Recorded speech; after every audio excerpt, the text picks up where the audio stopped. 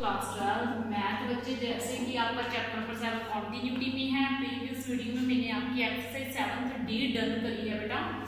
आज मैं इस वीडियो में आपकी एक्सरसाइज 7th ई उठाने जा रही हूँ। ध्यान रखना, इम्पोर्टेंट बहुत है एक्सरसाइज। इसके ऊपर आपका सारे चैप्टर डिपेंड करेगा आगे वाला, इवन कि 8th चैप्टर भी इसके ऊपर डिपेंड करता है आपका। इंटीग्रेशन बाय पार्ट्स बोलते हैं इसको। इंटीग्रेशन बाय पार्ट्स को समझाने से पहले मैं आपको कुछ इसके फॉर्मूला समझाऊंगी। जैसे root A square minus X square D X हो, A square plus X square हो, X square minus A square. वैसे ये फॉर्मूला मैंने आपको ऑलरेडी करवाए हुए हैं। जब मैंने आपको फॉर्मूला समझाए थे ना मैंने 7th बी एक्सरसाइज के, तो मैंने आपको बहुत सारे फॉर्मूलाज में से ये 3 फॉर्मूले भी करवाए थे। ठीक है, अब हम सीखेंगे इस क्वेश्चन को। मैं आपको खुद करके दिखाऊंगी कि ये क्वेश्चन आपने करना कैसे है। ठीक है, इसके ऊपर मैं आपको बाय पार्ट्स करके दिखाऊंगी। देखो आपका क्वेश्चन है x e raise to the power 2x dx, ये आपका क्वेश्चन है। अब आप समझना कि बाय पार्ट्स लगता कैसे है। आपने क्या समझना है कि बाय पार्ट्स अप्लाई कैसे होता है, ये चीज समझनी है आपने। आपने इसको पहले i का नाम देना है। ठीक है, किस चीज का नाम देना है आपने इसको? i का, इंटीग्रेशन i का। ठीक है, उसके बाद आपने ये दो फंक्शन है। अब बाय पार्ट्स अप्लाई कब होता है? जब दो वेरिएबल, सेम वेरिएबल वाले फंक्शन मल्टीप्लाई में हो। जब ओनली दो फंक्शंस आपके मल्टीप्लाई में हो एक ही वेरिएबल वाले, जैसे यहाँ पे भी x है और यहाँ पे भी x है, तो मैं दोनों की इंटीग्रेशन अभी तक पढ़ी नहीं।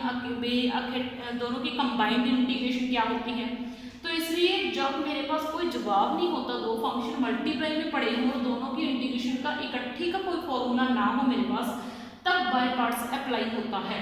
ठीक है, यानी कि दो फंक्शन u और v मल्टीप्लाई में पड़े हो तब आपका अप्लाई होगा बाय पार्ट्स। बार बार बोल रही हूँ। अब बाय पार्ट्स अप्लाई कैसे होता है? आपने ये दो फंक्शन देख रहे हो, आपने फर्स्ट फंक्शन को एज इट इज रखना है, फर्स्ट फंक्शन को एज इट इज रखना है, और सेकंड फंक्शन को आपने इसकी सेकंड फंक्शन की इंटीग्रेशन कर देनी है। सेकंड फंक्शन की क्या कर देनी है? इंटीग्रेशन। समझ में आई बात? मैंने क्या बोला?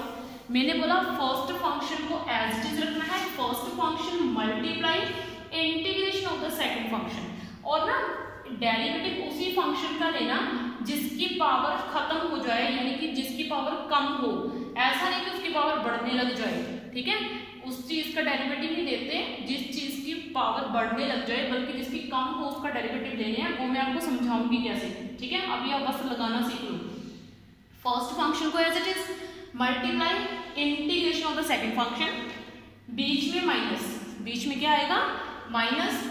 फिर आपने एक बड़ा इंटीग्रल स्टार्ट करना है। ठीक है, अब जो फंक्शन आपने छोड़ा, आपने उसका डेरिवेटिव लेना है। क्या लेना है? उसका डेरिवेटिव लेना है। मैंने क्या बोला? आपने क्या लेना है? उसका डेरिवेटिव। फिर मल्टीप्लाई करने के बाद ये जो फंक्शन है सेकंड फंक्शन, आपने फिर से इसकी इंटीग्रेशन करनी है। मैंने क्या बोला?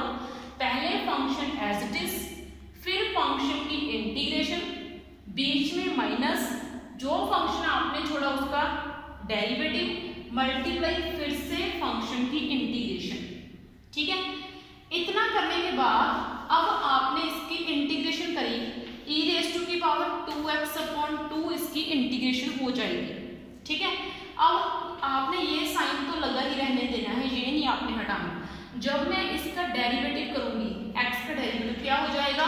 1 हो जाएगा, और इसकी इंटीग्रेशन करूंगी तो कितनी हो जाएगी? e रेज़ टू की पावर 2x/2 dx, ये इसकी इंटीग्रेशन हो जाएगी। क्योंकि मैंने वापस dx क्यों डाला? क्योंकि एक और इंटीग्रेशन का साइन है, डबल इंटीग्रेशन है। 2 बार मुझे फंक्शन की इंटीग्रेशन करनी पड़ेगी, एक बार तो इसलिए, एक बार ये जो आगे वाला साइन है उसके लिए। ठीक है, अब देखो मैंने क्या करना है, आराम से फंक्शन को सॉल्व करते जाना। x e रेज़ टू की पावर 2x - 2, फिर यहाँ से मैंने 1/2 कॉमन निकाला, बाहर निकाला, अंदर क्या बचा? e रेज़ टू की पावर 2x dx।